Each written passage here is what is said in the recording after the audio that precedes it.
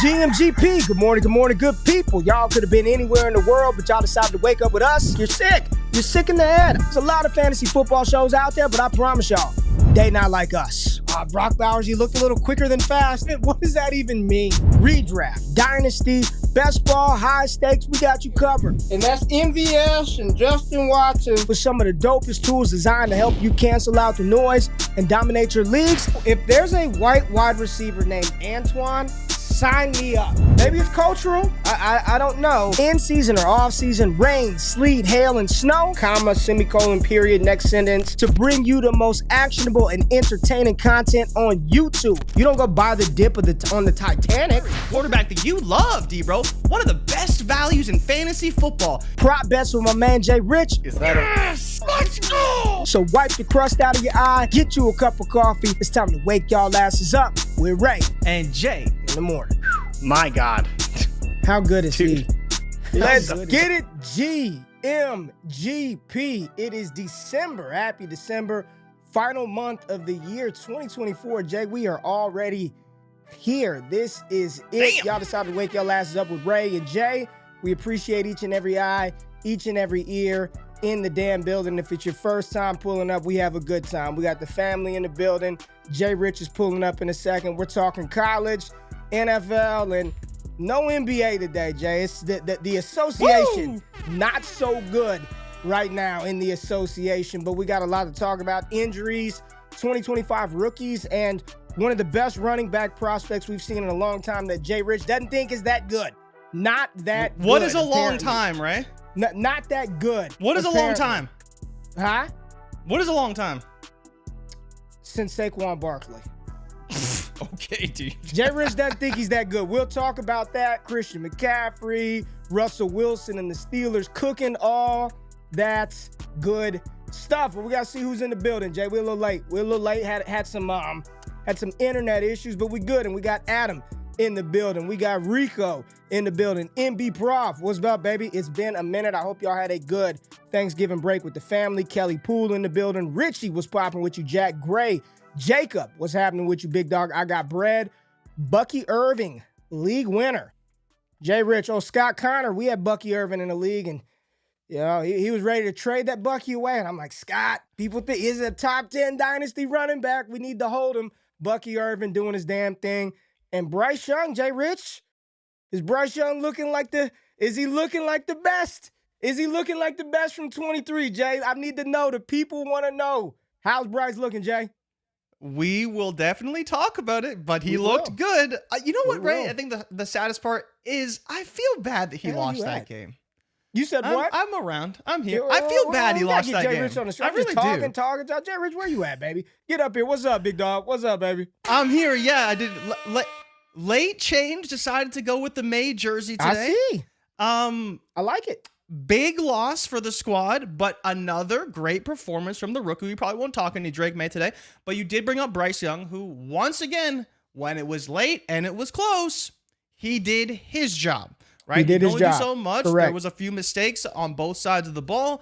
He did his job. And once again, Ray, you can't help but think this is the Heisman Trophy winner that we saw in college. To some extent, it's probably not all the way there, but this is the guy that we said could be successful in the NFL, and his only limitation is the arm talent, potentially. Outside of that, he has all the tools, and it's looking really, really good. And no, Stone, it's not a Mac Jones jersey. This is a Drake May authentic jersey. Yeah, Rico. I hate that they both wear number Mac 10, Jones man. jersey, It's man. terrible. I don't want to hear that shit. I know it says Jones on the back. I know it. Everybody else knows it. But before we get going, man, this is the final month. We got to show love. Salute to service, baby. Salute to service. Show your support for those who serve with the official cap of Salute to Service from New Era Caps. With a snow camo crown, graphite accented team logos, the Salute to Service collection lets you proudly show your appreciation in a sleek, sophisticated way. Pay tribute to those who protect us and this great country with the official cap of the NFL from New Era Caps today. The NFL and New Era are dedicated to honoring our nation's heroes through contributions to the NFL Salute to Service charity partners. Learn more at NFL.com/salute. Link is in the description of the show. Thank you for everybody out there that serves this great country. Jay, we got a lot of news to get to, and I really want to engage with the people. So again, appreciate y'all pulling up. Make sure you're subbed to the podcast radio feed. Did Destination Dynasty drop this morning, or is it dropping after the show? Did it drop this morning? It did drop, yes, assuming that I scheduled it right. It is his quarterback show for the roster construction series. So Scott is once again going through his roster construction series, talking about this season in fantasy football, and this show was the quarterback show. So I would highly suggest you taking it out. He talks strategy coming into this season and how it played out throughout the season, and then where his strategy is headed towards the 2025 season and 2025 offseason. So one of our most successful shows, one of Scott's best series that he has on his podcast. Dope. So definitely check out the roster construction series that's going to be dropping, I imagine, for the next month. I think the next for the next month through December. Yeah, make sure you check that out for you dynasty strategists out there. JRich, got a lot to get through. Some sad, some great. Let's talk about it, man. Give it to us straight. Facts right now. Let's go, Jay. The biggest news in the world of sports. Covered and brought to you by one man, Jordan Richards. This is Straight Facts. So, all right, everybody, as you know, Straight Facts is a show where I give it to you straight. Ray, great segue by you there. We will start off with the Madden curse, because the Madden curse lives on. And once again, Christian McCaffrey got injured, unfortunately for us. He suffered what is expected to be a season-ending PCL injury. Obviously, the Niners lost anyways. They're out of it at this point, dead last in their division. But Christian McCaffrey not going to be playing for the rest of the year. And, Ray, I think it's fair to speculate, like, how much more life and tread does he have in these tires after what we saw this season? But McCaffrey's going to be out for the rest of the season. So is Taysom Hill, who suffered a pretty devastating knee injury. Could be multiple ligaments. There's talk of potential fracture as well for Taysom Hill. So hopefully not into next season. You know, not a big fantasy asset, but a pretty big part of what the Saints do on offense. So we'll see what happens to Taysom Hill, the extent of his injury is, but he's going to be out for the rest of the year as well. J.K. Dobbins still trying to figure out what that knee injury is going to be in terms of timeline for him. It was reported that he's going to miss multiple weeks. But again, for the Chargers, what does that mean? They're now, I believe, 8-4 after the big win they had over the Falcons. They don't need to rush him back, but he's a big piece of what they do on offense. Gus Edwards looked good. Vidal was included. And Hassan Haskins fumbled, so maybe don't pick him up in fantasy football because he is awful. Trevor Lawrence got hit in the head on a slide and was instantly started the melee on the field. It was a late hit. It was a dirty hit, and it is one of the hits that we are trying to get out of football. And it showed, right? This is what happens when you have players that aren't really trying to protect the quarterbacks as well. People could argue it's a late slide. I didn't really think it was a late slide. I thought Trevor did everything he could. But this is where you look at the NFL right now, and depending on what the situation is, sometimes guys will slide, sometimes guys will fake slide.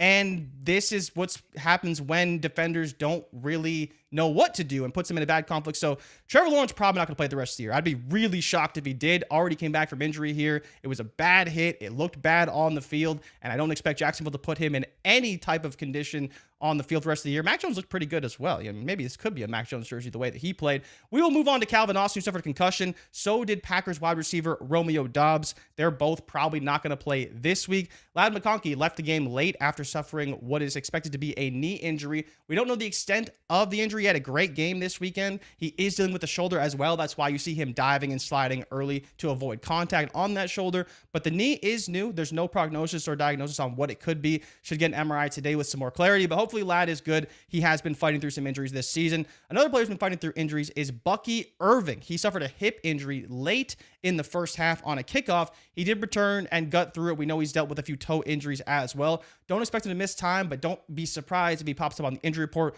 with the hip or the toe. But I would fully expect him to play, especially with the complement of carries he had this past week for Tampa Bay. Another player who may miss some time is Rashad Bateman. He was ruled out pretty early in this game against the Eagles with a knee injury. So we'll see what happens with Bateman. It was definitely missed down the stretch. Lamar did miss some throws, but there was also some missed plays by the playmakers as well. And while Bateman isn't a great receiver, he's definitely one of the better ones they have, with Deontay Johnson once again doing absolutely nothing for this Ravens team. Your boy, Ray, James Conner.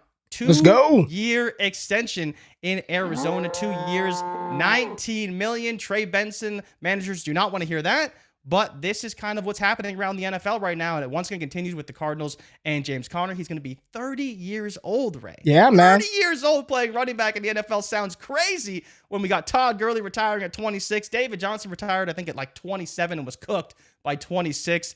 But let's get into Thursday and the subsequent games as well, because we had some interesting developments. We had the Cowboys who beat the Giants 27-20. CeeDee Lamb did aggravate his shoulder. Your Cowboys tanking their draft pick right now. Great win awful for them, win. though. Drew Lock. Awful win. Awful win. Yeah, they couldn't pull the Patriots and blow it at the end this time. The Lions, Ray, they scraped past the Bears 23-20 on what was one of the worst executed plays with 40 seconds to go in NFL history. They had a timeout. They didn't use it. Caleb Williams, I'm not going to put it on him. He's a rookie. And obviously, Matt Eberflus ultimately was fired because of that. But they had a chance to at least tie it up, if not win the game. The Bears did neither. They said, we need that draft pick, and fired Matt Eberflus in the process. And I believe Thomas Brown is now the interim head coach. So the guy who is the interim OC is now the interim head coach for the Chicago Bears, which is interesting because continuity-wise, the offense has looked better with Caleb and Thomas Brown, but now being the head coach, how does that translate overall? Green Bay kicked in Miami's teeth in the cold once again. It was 30-17. Tua was awful. The playmakers weren't very good. Tyreek Hill was lucky to catch a touchdown that I believe went off Jonnu Smith's hands. Jonnu Smith balled out again. I believe Jonnu Smith for over 100. Probably going to finish as top 3 tight end this season. Yeah, could even push for tight end 1. Unreal. Kansas City scraped by against the Raiders on an Aiden O'Connell late fumble. That dark magic, whatever, sold their soul to the devil stuff Casey did. I don't get it, man. It is. It's too I'll be on now. Bleacher Report tomorrow, y'all. So pull up 12 noon. I'll be doing the Power Ranking Show on Bleacher Report National Stream. Pull up, damn it. I want 1,000 people in there. I think I'm gonna have them like 6th. They're not better than Detroit. I don't think they're better than Philadelphia. Okay. I don't believe they're better than Buffalo. Minnesota, I would take them over Kansas City right now in a head-to-head. Minnesota's they're 9-2. Everybody keeps saying they're 9-2. The reason why we do this is because it's Sam Darnold at quarterback. That's why you do it. But you know that Sam Darnold is not going to beat Mahomes. You know that. I don't know that. Okay, so how is Sam Darnold going to beat the KC defense? Number one. I don't think KC's beating Buffalo. I don't think they're beating Pittsburgh. Pittsburgh's tough. They play good. Pittsburgh on Christmas, right? That'll be a tough game for sure. I don't I'm know with if you. they're that. I had them losing to Pittsburgh on the BR stream a few weeks ago. So we'll see. But Minnesota's a team. We've been back and forth on them. Yeah, they beat the Cardinals, but look at the NFC West right now. You just don't like the name because it's Sam Darnold, man. That's it. That team is good. Their team is good. The team is good, yes, but he's not. And when you're trying to win a game against another good team, you should probably bet on the quarterback. Y'all told me Mahomes was trash for the last 6 weeks. What happened to that? He hasn't been very good, to be fair, but he's playing better now. That revisionist history is wild. But KC, they are getting reinforcements, right?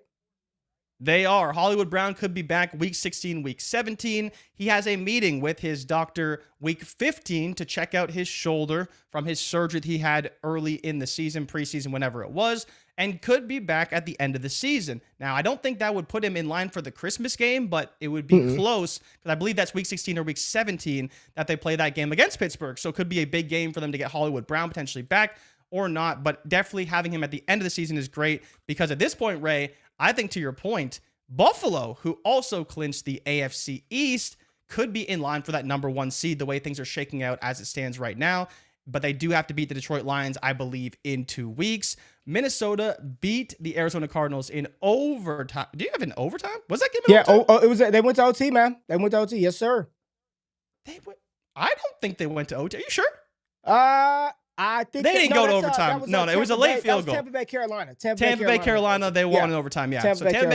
Tampa Bay got lucky that Chuba Hubbard fumbled in overtime, and they were able to kick a field goal after they missed a field goal. Trey McBride stomped Minnesota. I knew it was a red team. It was them Carolina, Tampa Bay that they ended up beating. That's my bad. I didn't pull it. But yeah, Trey McBride, wide receiver 1 for Arizona. Still no touchdowns, less receiving touchdowns than Josh Allen. And your boy, Ray, Marvin Harrison Jr., 41 receptions, 7 touchdowns. He was okay. Jonathan Gannon said before the game they're going to get Marv going. He did get 12 targets. He still wasn't very good overall. And then Graphic 13 did bring up Jahmyr Gibbs and his little mishap on social media. The picture showing off the that was the RB room all plays the run checks. Yeah. Yeah, Yikes. did you see how Dan Campbell found out about that?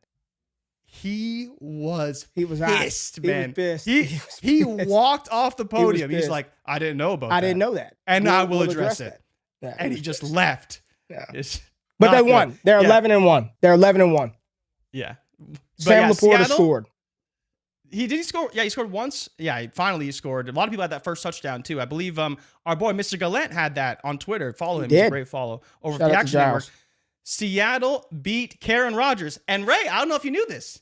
You have to wish Mr. Rodgers a happy birthday. Is it Aaron 41 Rodgers' today. birthday today? It is Aaron Rodgers' birthday There we today. go. He is 41 years old and 41 still years playing young. quarterback in the NFL. Still doing They it. fall to 3-9, and the head coach was asked about benching Aaron Rodgers, and he said, I don't know if we're going to do that, so we'll see. But yeah, Aaron, happy birthday, Aaron. You're 3-9 and definitely out of it in the playoffs right now. I know you want to come back, but it's not going to be on the Jets.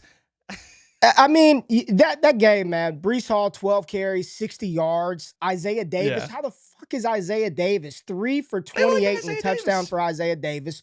Breece Hall, he's ruined them. I said this from the beginning of the season that he was going to wreck this team and leave. And that's exactly what he's done. He's absolutely destroyed the Jets, who are now in striking distance of a top quarterback. And we'll talk about that in a little bit. But yeah, man, Garrett Wilson didn't do shit. Breece Hall didn't do anything in this game.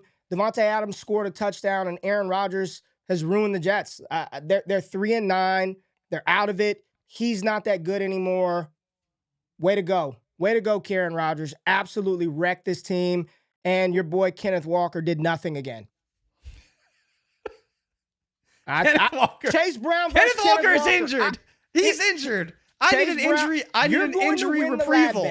You're going to win the lad bet. No kidding. He had like a 60% yardage share. You're going to win the lad bet.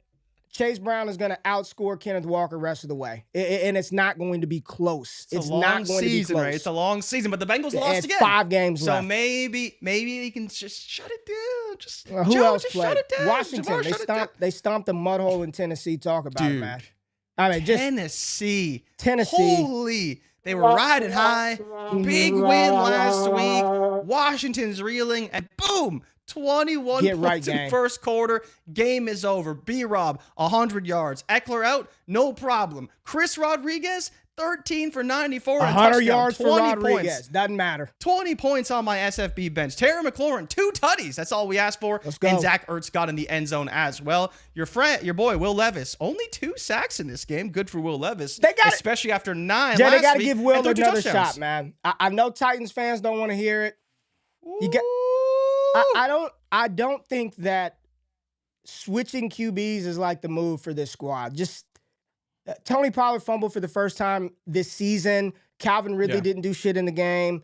I mean, when Nick Westbrook scores again. All he does is score touchdowns. He and MVS, 2 players that we keep laughing at every week, and they keep scoring touchdowns. Nick Westbrook, Akine, and Marquez. If you got 3 names, like 3, a first name and 2 last names, you're probably pretty good. Westbrook, Akine, Valdez, Scantling, getting it done for us here down the stretch in fantasy, man. Yeah, Saints lost to the Rams, and keeps the Rams alive because Arizona lost and San Francisco lost, but Seattle did win, so that kind of hurts the divisional race. But yeah, the NFC West and the NFC South shambles right now. Yeah. The Tampa Bay Buccaneers and the Falcons tied at 6-6, Ray.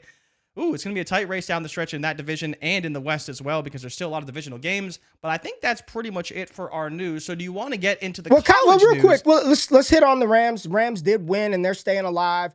21-14 over the Saints. We talked about Taysom at the beginning. Kamara had another 100 yards. Kyron Williams played well. Was good. He needed this one. He'd been fumbling his ass off of late, but he played well. I think he had over 100. He scored as well. Game-sealing first down run. McVay was fired up on that one. And outside of that, Demarcus Robinson scored again. Puka scored, but there wasn't a lot of fantasy. What'd you say? Any fears about Cooper Kupp? 6 targets, no but only fear. 3 for 17. It's Puka. It's Puka. He's not. It's Puka. It is clear cut. Puka Nacua as the primary in that offense. Fears over Cooper Kupp? Not really. Stafford completed 14 passes, man. 14. He's like Anthony Richardson out there. He's a Rich. 14 passes, and that was more than Richardson, but 14 completions for Stafford. No real fears, man. He scored 2 touchdowns. They ran the ball. This was just a weird, it was a weird, non-fun game. It just was not a fun game to watch. It was a lot of running. And, MVS got Saints in the had zone. a lot of possession in the first half, and that was the big thing. And then the Rams scored 2 quick touchdowns in the second half, and the game was, it picked up, but then the Saints had the ball again a lot in the second half. And like going into the third or fourth quarter, it was a 7-6 ball game. It wasn't a fun game to watch. So no real concerns over Kupp because the expectation level for him right now has just been adjusted. It's adjusted. And you talked about Marv, I put a tweet out there last night about Marv and just asking the question, what is it? What is going on in Arizona? Is it Marvin Harrison? But this was the draft prospect that everybody said was generational. Can't miss. And it's funny now because the goalpost moving has already started. Oh, well, he's not that, he's a rookie and he's got to give him some time. And then people are sending me fucking tweets of Calvin Johnson. Like, oh, Calvin Johnson started out this slow and Larry Fitzgerald started. Are we really going to rush out to the 2 top 5 best wide receivers of all time to make excuses for him? And Johnson's also a freak athlete, and Marv's not. I still think Marv is going to be very good. But there are people who are like, he dodged testing. He played at Ohio State. We don't really know how athletic or good he is. We think this, but and his game doesn't fit with Kyler. They say Kyler is more of a wing it, not in structure, even though it looked like he was in structure yesterday. He was hitting back foot and throwing the ball. I thought he looked really good yesterday outside of that errant throw pick where he was under pressure. The pick was awful. But a lot of people keep making, and I'm truly asking, like, is it an Arizona problem?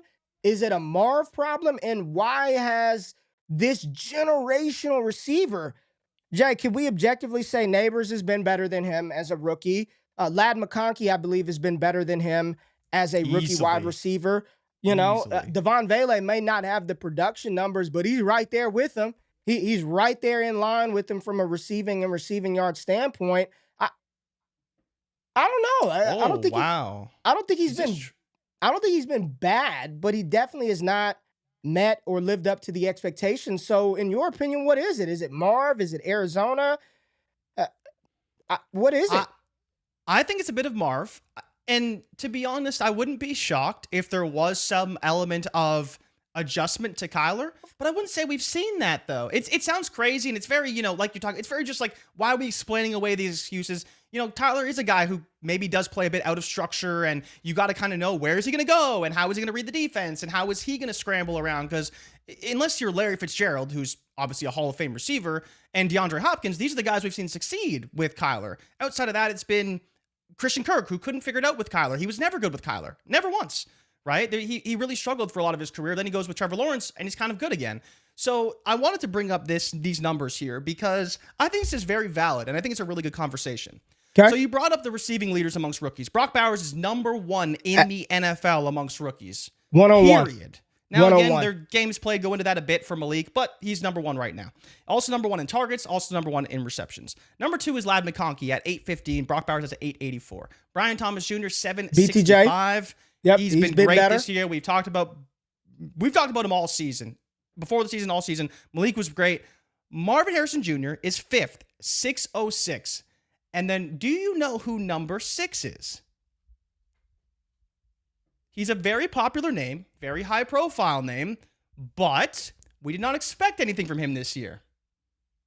Rome Odunze. So here's the numbers between both players through 12 games. Through 12 games, they both have obviously played 12 games. They both have 41 receptions.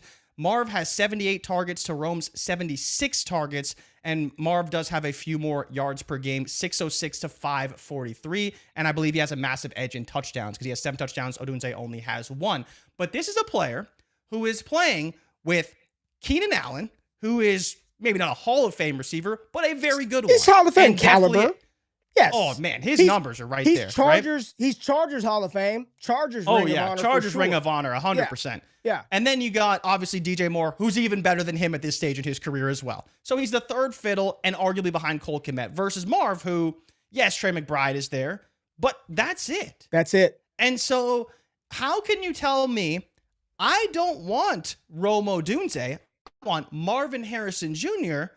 when Rome is doing better, arguably, in a much worse situation where competition is much more difficult. Now, volume could play into this because I imagine that Caleb's throwing a lot more than Kyler is. But even still, we expect Keenan Allen to be gone. Why wouldn't you want Rome Odunze over Marvin Harrison Jr. Well, because even people today? People still think that like Calvin Johnson is in the range of outcome, right? Like that is why. Where this isn't an indictment on Marv. I think this is. I think he's a really good player. I thought he was a good player coming out. I didn't think he was a generational talent or generational receiver. And I've been on record, JRich, and you could fact check me. I've said I don't think there's anything that he can do that Neighbors can't do. So I don't see any divide between those two. You know, what did you say? Somebody called him Bronny James Harrison Jr. I'm not going to go that far and say that, but just it's funny the goalpost movement now when everybody and their mom. I mean, he was a first-round pick in redraft. His book line projection, remember? I think it closed at 1,050 for the season, which he still may hit, but the expectations are very high for him, and so far he has failed to return that. And it does look like Trey McBride is the priority between the 20s. Now, when they get to the red zone, hey, we're going to throw it up to Marv. He's still an incredible talent, great ball skills. But it's just, I don't know if we need to be doing this generational shit again. With you know who's generational? Jamar Chase. That is a generational talent. Facts. Jamar Chase, generational. Derrick Henry's, Lamar, those are generational talents. Not, I think we probably should stop doing this with incoming rookies. I don't care the position, Jay. We probably should stop doing that. But we're heading into a draft cycle where we potentially have two generational players that people are hyping up right now in both Travis Hunter and Ashton Jeanty. And I want to pivot and talk about those two before we get into some NFL guys, because those are the two biggest names in this 2025 draft cycle, and you seem to have a problem with that. The fact that if those are the headliners, a Mountain West running back and a Big 12 corner / receiver, but probably a better receiver than corner, but going to be drafted to be a corner that plays a little receiver, you might not. I think you're sitting on the fence that this class ain't that good, if that's what you're talking about being the headliners. So we're going to talk about Travis Hunter, Ashton Jeanty. We're still going to talk about C.J. Stroud, Bryce Young, Anthony Richardson, Will Levis in the 2023 quarterback class, as well as Josh Allen and Saquon Barkley as the league leaders for NFL MVP. We're going to do it after the break. And unfortunately, Drake's petty does not just stop with Kendrick Lamar, because we also got a cease and desist for our intermission music last show from Drake himself from Canada. So we had to switch it back up, and we'll be right back after the break. Let's go.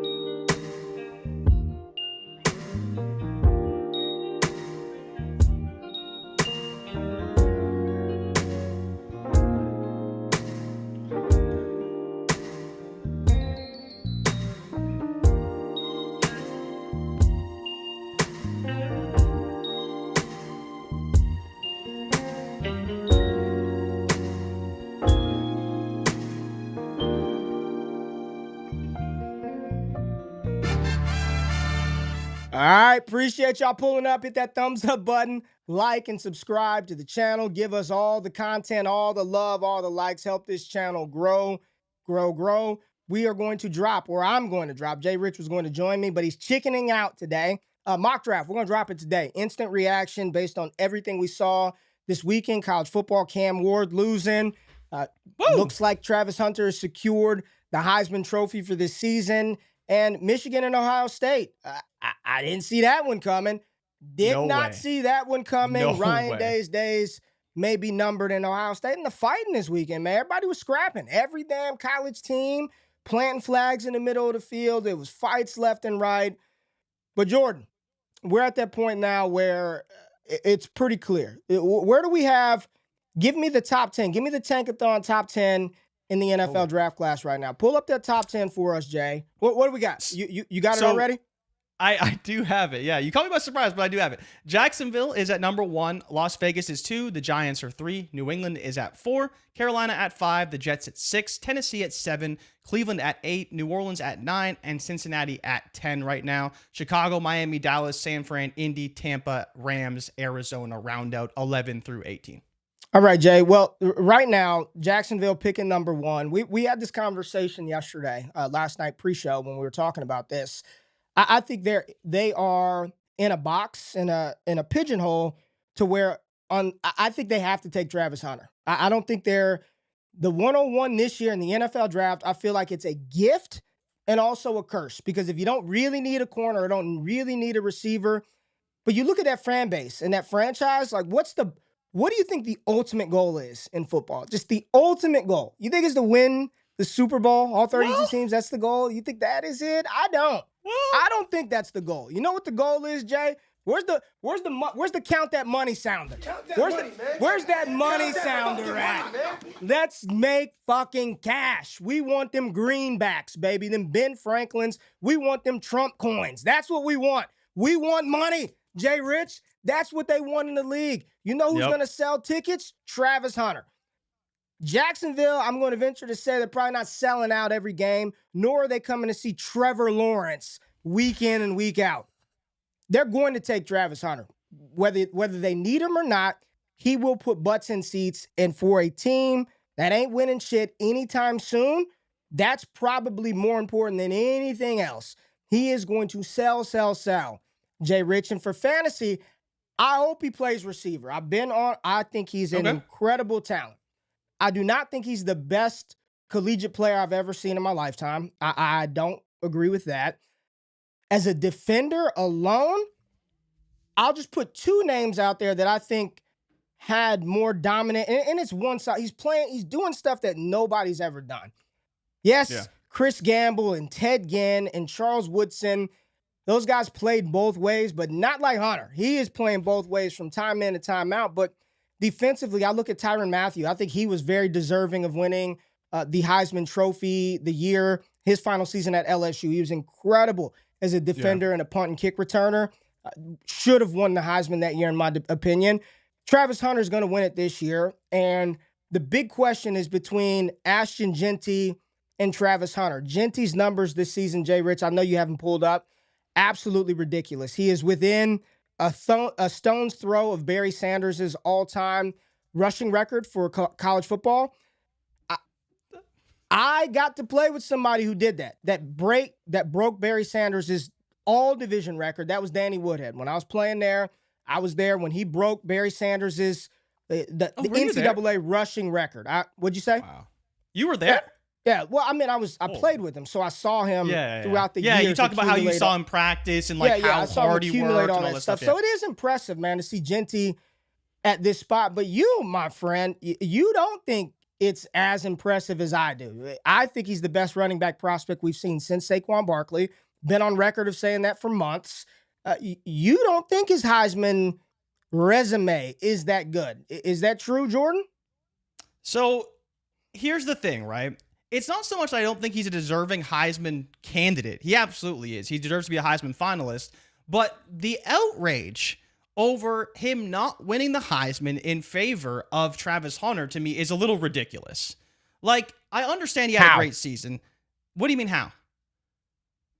I mean, how is it ridiculous when he's got damn near 2,500 rushing yards? He doesn't have damn near 2,500 rushing yards. He has 2,200 rushing yards and 88, in fact, 312 carries, 7.3 a carry, and 28 touchdowns. Melvin Gordon did that in 2014. He didn't win the Heisman. He came second. Who do you know he came second to? He came second to Marcus Mariota, who had 44 touchdowns, 4,500 yards, and 7 interceptions, right? And this is a player who was in the Big Ten, where they actually play defense. They don't play Hawaii. They don't play Georgia Southern. They actually play defense in the Big Ten, and he still had 2,500 yards. And in that season, Ray, he broke the record for rushing yards in a game. It was then broken a week later by Samaje Perine. Perine. In that season, he broke the record for rushing yards in a game with over 400. Jeanty didn't do that, and he didn't do that in the Big Ten. And I think the thing that that people who don't follow college football very much, there is a lot of disrespect to non-Power 5, and that is well documented. Because you could go back to Kevin Smith at UCF when he was playing in Conference USA.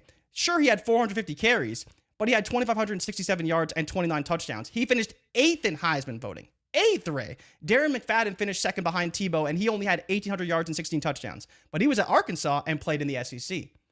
Right? So there is a history of bias against G5 running backs, and I think in a lot of ways, that is not just because there is a bias in a negative way. It's because there is a clear talent disparity between the conferences, and it's something that we all know and recognize. Yes, he's a great running back, but you can't say that he's going to do the exact same thing in the SEC. You just can't. But and I don't think it's fair, good or bad.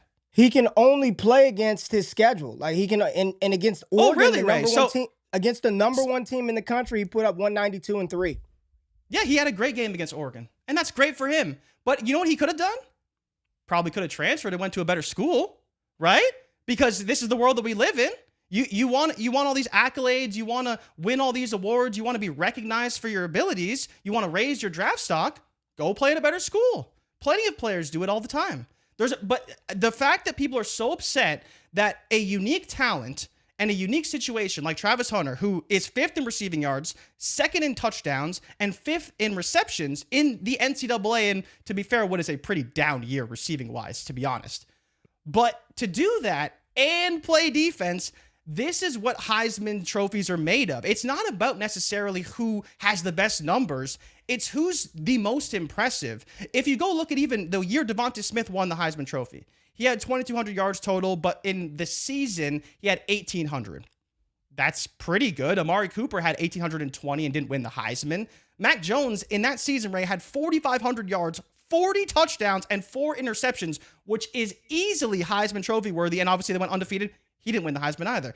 The reason why Smith won is because they felt he was the more dominant factor. He was the reason Alabama won games, but both players are deserving of the Heisman Trophy. Najee Harris was also on the ballot that year. He came 5th. So what's crazy is that people think it's all about the numbers, and it's not. It's who you play. It's when you do it. Bryce Young had that Heisman moment and won the Heisman, right? Like, where is Ashton Jeanty's Heisman moment? It's what, week 2, week 3, when he was running for 300 yards a game and like 7 touchdowns against Portland State week 1? So that's the problem. You can't just do it week 1. You have to have that Heisman moment. And when your Heisman moment is coming at 1 a.m. Pacific time, no one's watching, no one cares, and nobody sees it. It's just numbers. And I understand people can be outraged, but Travis Hunter's a Heisman Trophy winner. It's not even close. I agree with you. Do you think, I'm just asking, and I know you haven't gone through everything yet, but you know Judkins is in this class. You know Caleb Johnson from Iowa. You know Amarion Hampton is in this class. Do you think, are you saying that do you think Jeanty is overrated as a prospect? Do you believe when I say he's the best we've seen since Saquon, that means, Zeke was a little before that. That means Breece Hall, Bijan, Gibbs. Do you think I am crazy for saying that? I think you are a little bit, yeah. I think you are. I think you're excusing like a player that I think is one of the best running backs we've ever seen in Jonathan Taylor. Like, this is a dude who legit had 2K every year he was in college in the Big Ten. And just because he was a second-round pick, it's like, well, maybe he wasn't that good. But in the NFL, he's pretty good, right? He's had rushing titles in the NFL already. So I understand Jeanty's a great prospect, but I don't think he's the best prospect we've ever seen, especially since Saquon Barkley, because even you could argue, so it's funny you bring up Saquon, because that year that Saquon was actually in the Heisman contention, he only had 1,600 yards and I believe 18 touchdowns. Yeah. The leader ahead of him, I'll give you one guess because I think you might get it. A Stanford running back who the Devy community loved had 2,500 yards and I believe 28 touchdowns. Bryce Love? Bryce Love finished 2nd in the Heisman voting that year, and he had 2,500 yards, and he didn't win the Heisman.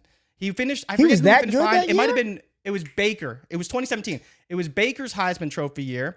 And in that season as well, Rashad Penny, who has, I believe, the 6th most rushing yards all time in college football history in a season. he as well, once again, another guy in a P5, but the Pac-12 wasn't even recognized for his efforts. And he had another great season that year as well. So it's like, I understand everyone wants to think that he is going to be this great prospect. And he's going to be a good prospect. 2,100 yards on, I mean, he had like 50 less carries, but he had 21 and 19. But he had like 7-8 a carry that season, Bryce Love did. And it was a crazy efficiency season. Like people bring up Jeanty 7.3 per carry, all that stuff. Yeah, 263 carries for 2,200 yards is very good. That's very efficient. But even last season, Ray, Pac-12 versus Mountain West, it's not close. It's not close in the talent and the players you're facing every week. Like, it's really not. And you know that. But I think the casual fans that just see the yards and the touchdowns, they don't realize what it means to college football people that actually vote on this stuff. All right. I think I hear you. There's no doubt that the SEC is a stronger conference than the Mountain West. I'm not going to argue that. And you look at who we played. Yes, Georgia Southern and Portland State and fucking Wyoming. These aren't teams that you're going to look at. Hawaii, Utah State, San Jose State. These aren't teams that you're going to look at and be like, there's a bunch of NFL defenders. But the skill sets still translate. Like get ball, run ball. It is not that RB difficult. Is a straightforward position, right? It's pretty straightforward. So I hear you, but he's with what he's doing. He's not just going out there getting you 110. He's not just getting you 120 on 30 carries. He is destroying these teams. He is destroying these defenses, and he's doing it at a clip in which we've never seen, man. So while he's at Boise, I get that, but Josh Allen came from Wyoming. Josh Allen wasn't a Heisman Trophy candidate either, though. If Josh Allen wasn't Josh Allen in college. If his team were fourth in the country, if his team were projected to be, if his team were undefeated and he were doing the thing, then he would have been. I don't think that because he's at Boise, you should be poo-pooing him and what he's done. And I do think Travis Hunter is we're not arguing this, man. We're not debating this. Travis Hunter is going to win it, and he should win the Heisman Trophy. I do want to pivot to the class, though, from a fantasy perspective, Jay. Listen, we saw Cam Ward lose. Shedeur Sanders, he had 5 touchdowns in the game, threw for 1,000 yards. I think he's broken like 80 records at Colorado during his short stint there. I mean, he's going to be the top quarterback off of the board this year, in my opinion. Cam Ward losing that one. They've been begging to lose. Miami, that is. What do you do? What do you do? Because I'm sitting here today. I'm watching Kirk Cousins throw 4 interceptions and the arm look noodly, and I'm thinking we can't see Michael Penix fast enough. How do we get Michael Penix on the field? Jay, we saw, one preseason game from J.J. McCarthy, and if you asked me today, right now, who would be the 101 in 2025, it'd be J.J. McCarthy. In Superflex, I've taken before Shedeur Sanders, I've taken before Cam Ward, Jalen Milroe, Jackson Dart, Ashton Jeanty, Tedorora McMillan, Luther Burden, Omarion Hampton, whoever the hell you want to put up there. I would take J.J. McCarthy number 1 overall in 2025. If it was a choice between that top pick or J.J. McCarthy, it'd be McCarthy. No question, no doubt about it, in my opinion. My question to you is, where would Penix slot? Where would you put Michael Penix right now in Atlanta amongst everything that we're seeing right now go down in ATL? They're about to fumble away the NFC South at that. Where would Penix go? I don't know. I'm not. Where would you take McCarthy over any of the QBs in the class? Would McCarthy be 101? Yes, but people need to understand that a lot of that is the situation, right? So you're comparing a known situation in Minnesota that we love, and we've seen a lot of success from quarterbacks in, and we have seen success from McCarthy in the preseason game, whatever, but we hope it translates on the field as well. Versus Penix, who's in Atlanta, so you have a good offensive situation, a lot of playmakers, make his job fairly easy, and then he's an experienced quarterback as well. So we've talked about this all season, how experience does matter, right? He's played in the Big Ten, he's played in the Pac-12. He has a lot of experience in multiple spots, multiple systems, a lot of success as a passer, great thrower of the football, has weapons around him, which is great. Do I want him over maybe Shedeur Sanders in New York? Probably. I mean, look at the top of the draft. I had you read it off for a reason, Jay. Number 1, Jacksonville. They've got to take Hunter. They're not. If the Jags trade out of Travis Hunter with like Tennessee for fucking But Will do you know Campbell, who the favorite is for number 1 right now? It ain't Travis Hunter. Who's the favorite to go number 1 overall? Yeah. Who? It's Shedeur. And so the one thing, Ray, that we didn't bring up that I wanted to bring up earlier. If Jacksonville trades out of that pick and they don't get Hunter, they won't sell another ticket ever again in the history of their games. Hold on. December 22nd, in Las Vegas, the Jags head to Vegas for a pivotal game in which could be the battle for the bottom. Whoever wins that game is probably out of that number one pick contention, but the Giants do have a free ride if they lose every game, but one of those teams is going to win and one of them is going to lose. So you could be down to the Giants and Vegas or Jacksonville for the number one pick. At that point, if Jacksonville wins that game, I think Jacksonville can beat Vegas pretty easily, even with Mac Jones, but we'll see what happens. But Vegas looked good this week, and the Jags are still awful. Both teams are bad, but if Pierce wants to screw the Raiders on the way out. If Vegas is number one, they will take. My point is, if Jacksonville's in that range, they're going to take Hunter. So it's really Vegas, the Giants, even the Jets. I talked about it. Like the Jets are going to be in striking distance of a QB to trade up. Yeah, they're going to be in striking distance of a quarterback with a wreck team. And the Jets play the Jags too. 2 weeks. It's going to be a great race to the top 5 in this class. And it's not even that I think these QBs are great. I don't think there are a lot of great ones coming behind him either. I'm watching Carson Beck, and while I don't think he was some top 10 pick or he should be the first rounder, I'm fine with Carson Beck in round 2. Like, I'm fine with him in round 2. You tell me. Do you think he's a second rounder? He's a developmental kind of, he'll play at some point, but not expected to get on the field early. I'm good with Beck. I'm good with Beck in round 2. I'm just not good with him in the top 10. But do you think he's going to actually be there? Those are two different conversations, because I think where it projects right now, he'd probably be I'd say mid to late first.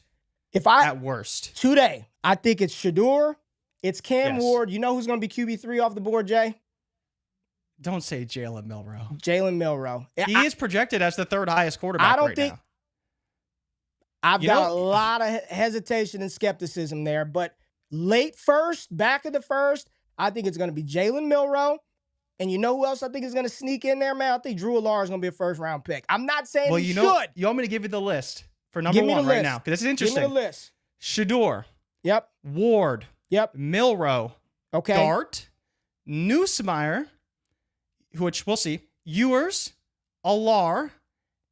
And then all the way down there, Carson Beck. He's fallen that far. He's been behind awful. Allar. He's behind Ewers. He's obviously behind Nussmeier. We're not surprised by that. Behind Dart. Like, I didn't expect this. So maybe you're right. Maybe he is already in the second round. But I was not expecting him to fall that far. But the problem is once Combine comes, man, he's just a prototypical pocket passer, can make all the throws. I think he will rise up boards because he will be impressive. He runs a pro-style offense, and I think he will be impressive. I just don't like him personally. I don't think he's a very good quarterback. It's going to be a fun cycle, and I do think that there are. I'm just asking you, just screw value for a minute. Screw value and what you can get more or less. Let's just assume you'd build out the package the appropriate way. Russell Wilson or your choice of quarterback in 25? I'll take my choice of quarterback. Okay. All right. It's a good conversation though. Okay. Bryce Young or your quarterback of choice. Landing spot, they'll get wherever they want. You'll get a couple in first round, or would you take Bryce Young? And you would get the package weight would be distributed properly, but which QB prospect or situation do you trust more? I'm willing to bet on Shedeur in New York, but I think that is also a pretty low probability outcome. Because how do you feel about Vegas? I struggle with, I don't think Vegas is very good. Joe's in the chat. Joe, talk to us. How do you, I don't know if Pierce is there. I don't know what. I don't care. I hope Pierce isn't there. He's awful. Like, they've already fired the OC. Are they going to dump him? You think Pierce is dumped? I think he's gone, man. He's an awful coach. He makes terrible decisions. He's just, every time there's a big decision, he messes it up. Before the game, he says the best team versus the worst team in the NFL. Yeah, which is crazy, but, whatever, man. So it's weighing. Do you want Bryce Young, who's looked a lot better? Is he going to be, a top 12 quarterback? Probably not. But from the very beginning, and while we wavered, and people can get on us for this all day, like, Dave Canales has done a very good job with Bryce Young. We like Dave. I do like Dave. We saw him turn around Geno. We saw him turn around Baker. And both those quarterbacks are still good post Dave Canales. They are. Right? It's not like it's not like he left and all of a sudden they suck, right? Like Geno did suck for a little bit. They got a new OC in Ryan Grubb. Like they're better now. But I think the big thing when you talk about Dave and Bryce, like it seems like Dave's going to be there. And I really like that pairing to grow together.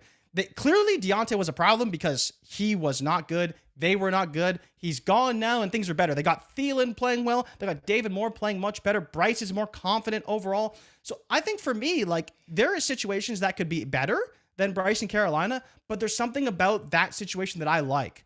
There's some continuity. They can draft a receiver. The O-line is better. Like I think the answer is probably Bryce Young. And I think that's a little bit crazy to say right now because you can get Shador, you can get Ward in some pretty good spots in like New York or Vegas, but I just don't know if I want to bet on that right now. Let's talk. Marcus said battle for the bottom is wild on a Monday. Ryan Shrout, shout out to Ryan. 1-1 Shador to Vegas, 1-2 Ward to the Giants, 1-3 Hunter to Jacksonville. I think that's, if those were the top three picks, I do believe that is how that would go. Pierce is not out. That's what Darkside Dev says. Pierce is not out. Brady won't want Pierce. Rico says Pierce is out. Alex said Pierce is gone.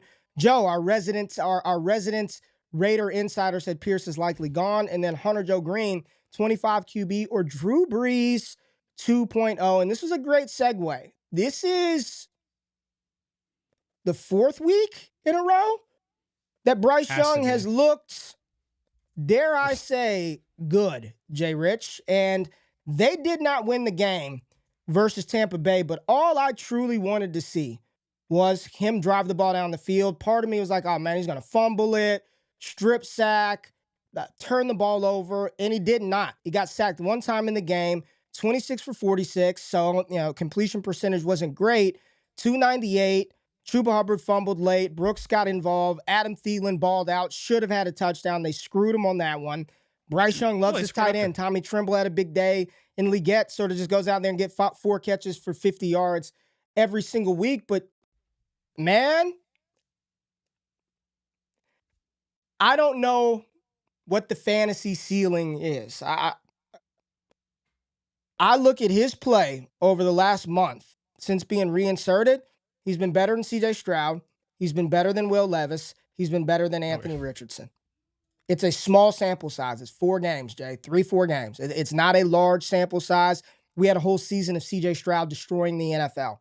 Absolutely eviscerating people from the time he stepped on the field. Now, this season, it has not been the same type of outcome for Stroud, and he's got Nico Collins back, and Nico's doing his thing, but it doesn't feel the same, even though Stroud is still one of the top passers in the league. And Anthony Richardson yesterday, again, you know GQ is going to watch every snap. I am very much vested in those 9 completions A-Rich is going to give me week to week.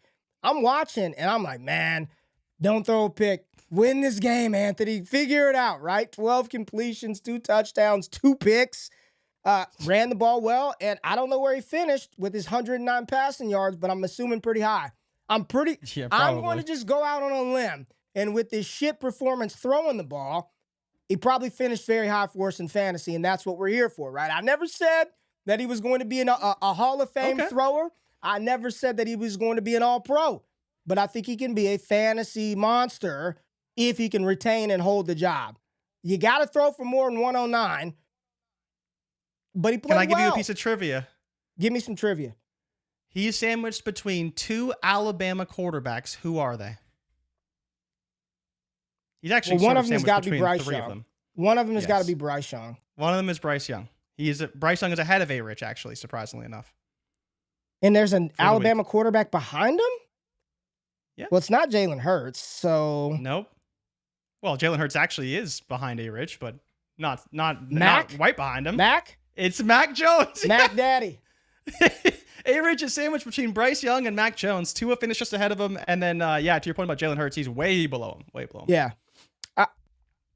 Talk about the 23 class, Jay. Moving forward, how would you rank those guys? Let's say NFL. NFL first.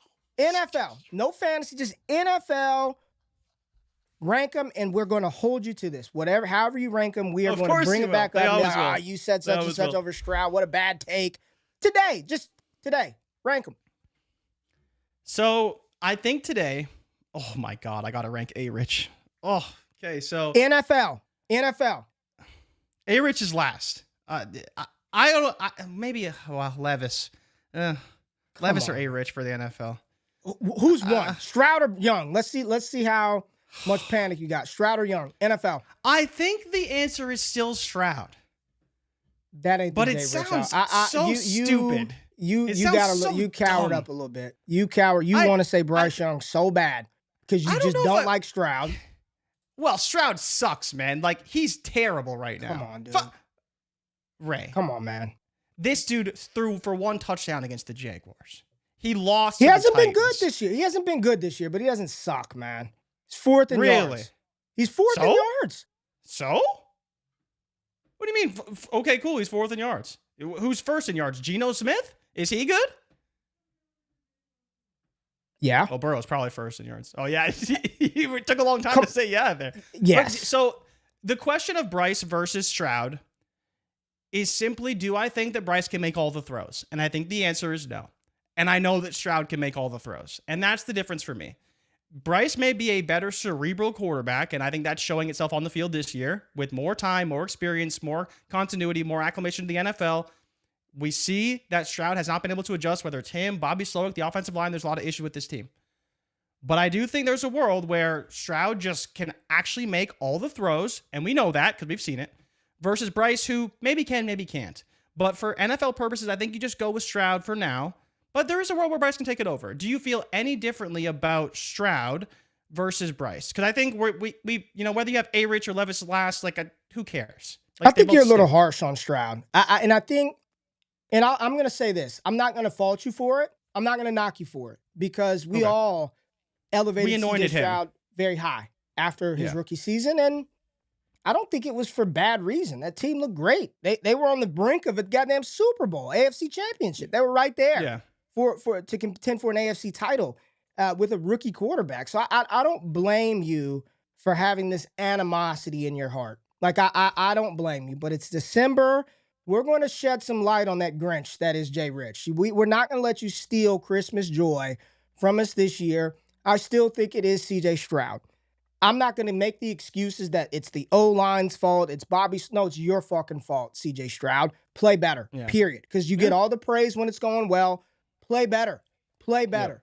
But that I'm not bailing on him. I don't think that he was ever like the QB2. We prematurely crowned him, but I don't think he sucks, as you've said. I think the NFL is tough, and you have to figure the league out because the league will figure you out. And he had so much success early. Now he's, football careers, Jay, it's not an escalator ride up. It's not smooth, right? It's more like a coaster. And now he's hit a rough part. But I do think that with the team around him, with the pieces in place, I do trust head coach DeMeco Ryans that they will figure this thing out. And he'll get it together moving forward. They'll figure out a way to get a tight end in there other than Dalton Schultz to help. Maybe what he needs is his Brevin Jordan back. Get that Brev back out there. Yeah. Get Diggs back out there for some easy throws because everything that Nico's getting is 80 yards down the field because that's what he does. Tank Dell's still invisible on the field. JRich got it done versus your Pats. Jay, thank God. He won it. It wasn't great. Absolutely. It wasn't pretty. He threw for 100 yards. But when they needed to win, he got it done. And I still think that it is going to be a rocky roller coaster of a ride for him. But if they can win and he can retain the job, be more professional, work his ass off in the offseason, we might be back. I don't think he's ever going to get to the point where we had him. I think he reached and peaked at QB6. I think he peaked at I think on KTC his peak was QB6. I don't think he was any higher than that. I don't know if he gets back up into that range. I don't know if he gets there. People are going to have a lot of concerns about him moving forward. He's QB6 right now. He's 6 now? Yes, dude. He peaked at QB3, unless there was a point where he was QB2, doesn't look like it. QB3 was his peak. He's still currently QB6, but the thing, and the reason why I wanted to bring this up, because we talk about this a lot. The thing that's funny about Stroud is he does have. Wait, who's that QB6? Stroud or JRich? JRich? Do you want me to scroll down to find out how far down JRich is? That's why I said 6. I thought you were talking about Richardson. You were talking about Stroud. Richardson did peak at 6, it looks like. That's what 6. I thought. He peaked at 6. Okay. Yeah. You're talking, okay. I just want to, like, wait a minute. But yeah, Stroud has, I think Stroud, the problem with Stroud, and the reason why I like Stroud, is he's going to have this Burrow type of roller coaster ride, right? And like Burrow is another guy that he's had millions of buy windows. Like there's a time when Burrow's QB 11, he's QB 5 right now. He's been QB 4. He's up and down when he's injured, when he's not injured. Like the thing about Stroud is that he has that kind of like ceiling if it all goes right. But then if it's not going right, that's when you get the Patrick Mahomes down season we have right now, where he's not usable for fantasy. He doesn't have a ton of value. But I think there will be those peaks and valleys. And when you have these passing quarterbacks, and we've been talking about buying Justin Herbert forever, there will be ups and downs with all of these guys. And Stroud's a guy I think you want to have on your roster no matter what. But there is a world where Bryce could be that as well. He's not going to be like a high-end passer, I don't think. And, the question for you, Ray, is like, how many 4,000-yard passing seasons do you think Bryce Young will have if he plays 10 seasons in the NFL? How many 4,000 passing yard seasons? I think you'd probably play 7 or 8 for Stroud if you give him the same 10 seasons. Yeah. And Bryce, what would you say that number would be for him? Like if I'm like Magic Beans, like hope? Whatever you want. Realistic, not realistic. He's in Carolina for 10 seasons. How many 4,000-yard passing seasons do you think he'll have? Maybe 1, 2.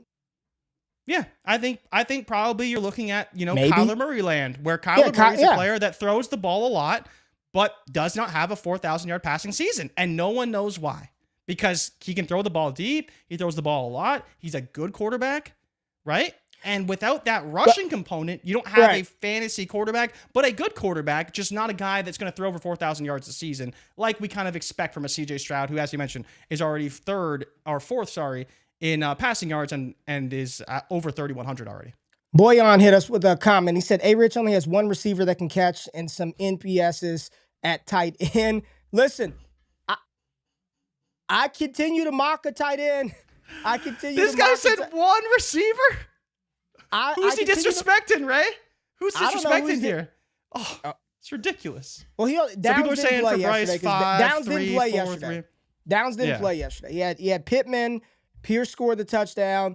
There are no tight ends. Goddamn Drew Ogletree out there catching passes. They need a tight end. Get Tyler Warren. It will make a world. Get Tyler Warren. If you guys didn't watch him this weekend, like anybody that thinks Colston Loveland is a better tight end, if there's like, what are you fucking watching? Like, I'm sorry for the language, but what the fuck are you watching if you think there's any tight end in college football better than Tyler Warren? I have no clue. Yeah. He's the best tight end in college football. He will be a first-round pick, and he's going to change life for a quarterback. He's that good. I'm not going to say he's Bowers. He's are you? 6'6", 250, and he's going to test very, very well. And he's incredible. Like, get him, Tyler Warren. Things get better.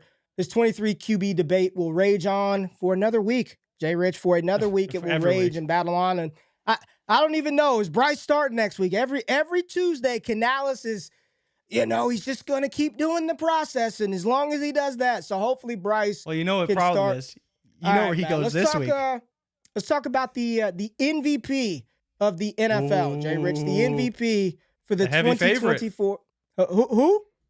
The heavy favorite, Ray. His odds are plummeting. Who is the heavy favorite? It's got to be Saquon Barkley as the front runner for NFL MVP after taking down the Baltimore Ravens, Philly's best team in football. Jay, I know Detroit has a better record, slightly.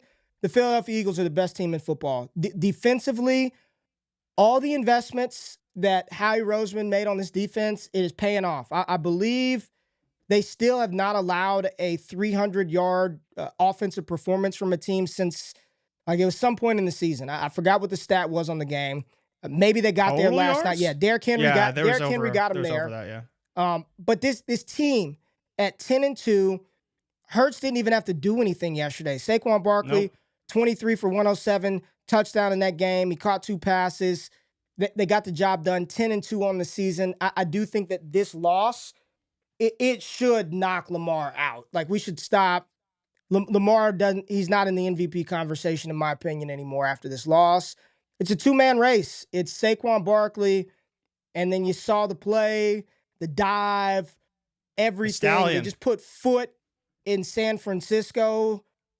Josh Allen, the fourth player in NFL history to throw for a touchdown pass, run for a touchdown pass, and catch a touchdown pass in the same game. Only 4 players have done it. Add Josh Allen to the list now. Where is MVP odds at today? -210. -210. Yeah. After he scored that touchdown, he went down to +120. And this morning, he's all the way down to -210. This dude is ridiculous. Like, I don't think people really understand just how good Josh Allen is. And the best great. part about Josh Allen is not the fact that he's the favorite now. It's that he should have won MVP and was right there multiple seasons before. So this is not just like, the MVP is an award where you can have a lightning in a bottle type of season and win it. But there's also some element to, okay, Lamar's already won, 2 MVPs or 3 MVPs, whatever it is, how many he has. Allen's never won one because it's always gone to somebody else, or he didn't quite get it done, or he didn't win that final game. And there's still, we talked about it last night on the phone, there's still that Detroit game. And if he beats Detroit, if he beats Detroit, it's over. Wrap. It is a wrap. Sign, seal, deliver, I'm yours. It's over. Yeah. And so I understand people want Saquon to win, but it's very similar to the Jeanty versus Travis Hunter argument. You look at Josh Allen, he's superhuman. Every time this guy hits the field, he does everything he needs to win. And while Travis Hunter is certainly no Josh Allen, he's a very unique talent, much like Josh Allen, versus the running back that's having the spectacular season. And I think a case can be made, and I forget who made this case. It was someone on NFL Network on Good Morning Football.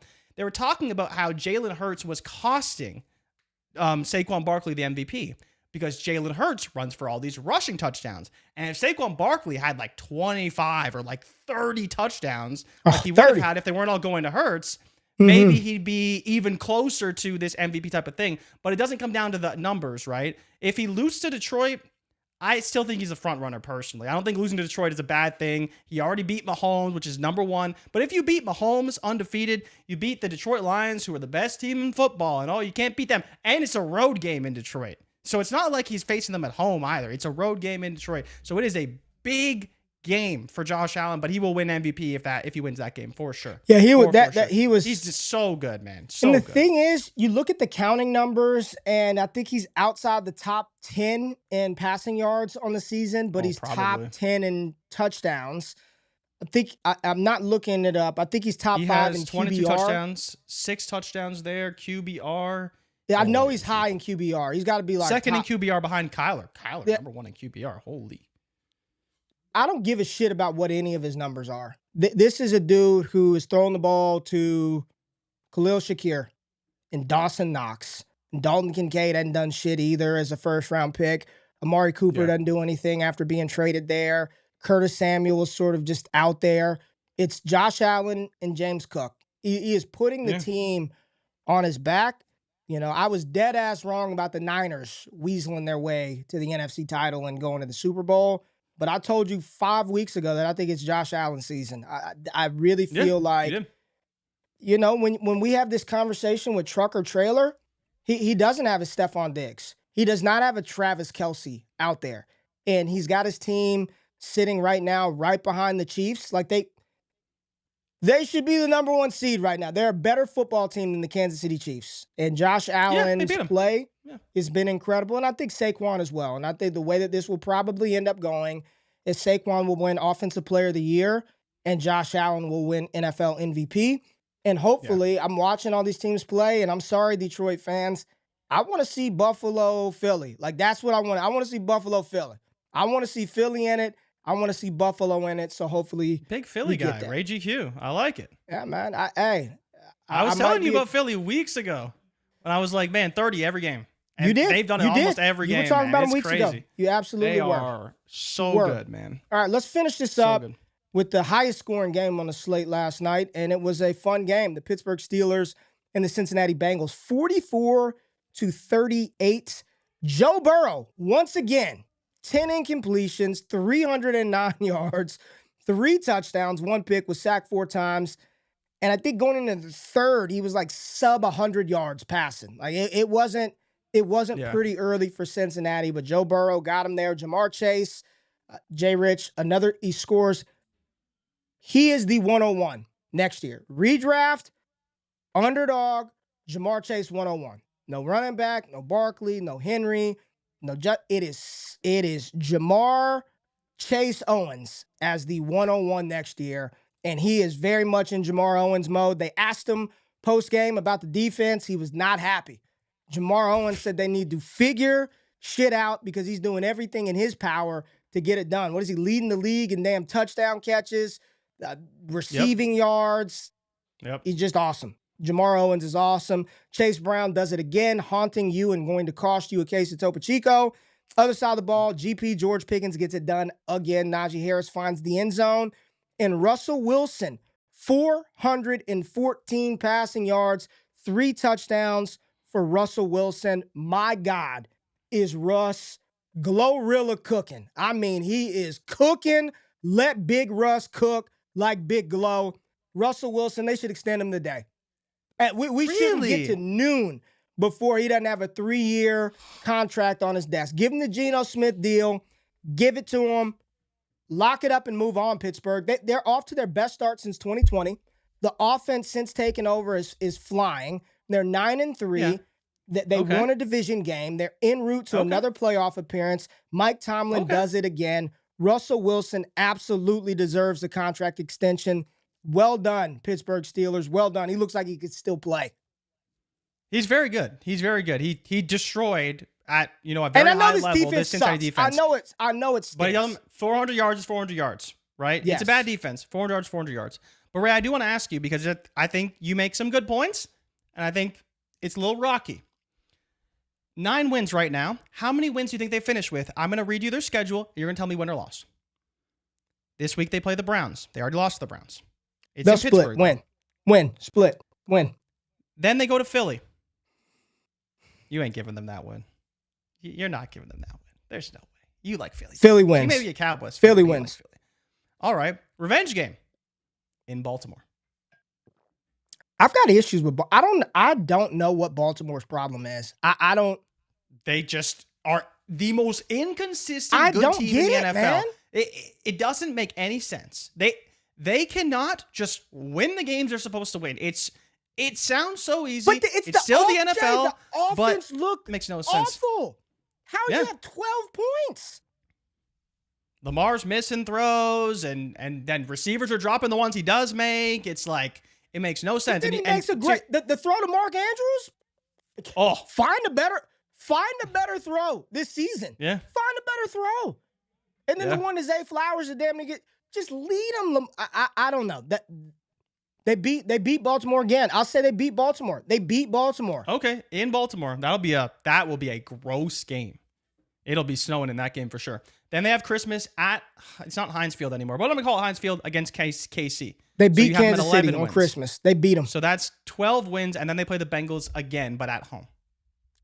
So it's another tough. It's not going to be easy. It's going to be tough. Somehow the Joe Burrow wins because he's so you're probably looking at 12 the MVP wins. For real. Yeah. Joe Burrow is legit. I mean, I hope he gets MVP. I hope he gets some votes because this is the best damn 4-win team I've ever seen in my life, at least offensively.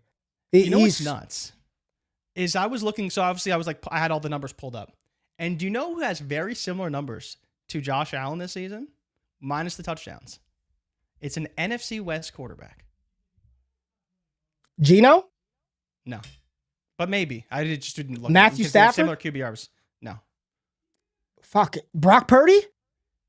Nope. Kyler Murray. Good Lord, I got to go through the whole division. Kyler Murray. They're very so Kyler's 1 in QBR, Josh Allen's 2. They're very similar in passing yards, very similar in interceptions, very similar completion percentage. I believe he's 3rd in the NFL in completion percentage right now.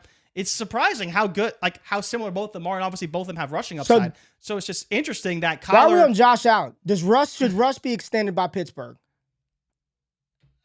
Maybe. It's tough, man. I don't really believe in Russ personally, but he's having a great this season, very good. What are you going to pay him though? You're going to pay him 3 for 120, fully guaranteed? I think that's what he's probably going to ask for. What's right? that a 40 year? mil? 40 a year? No, you don't have to. No. Why not? No. You think you can pay him 30 a year? Why would he take 30 a year? He's better. He's everyone who's making 30 mil a year, he's better than all those quarterbacks, according to you.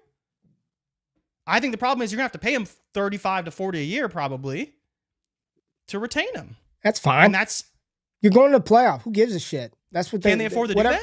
Whatever I don't know. Whatever the QB costs, whatever it costs, you pay them.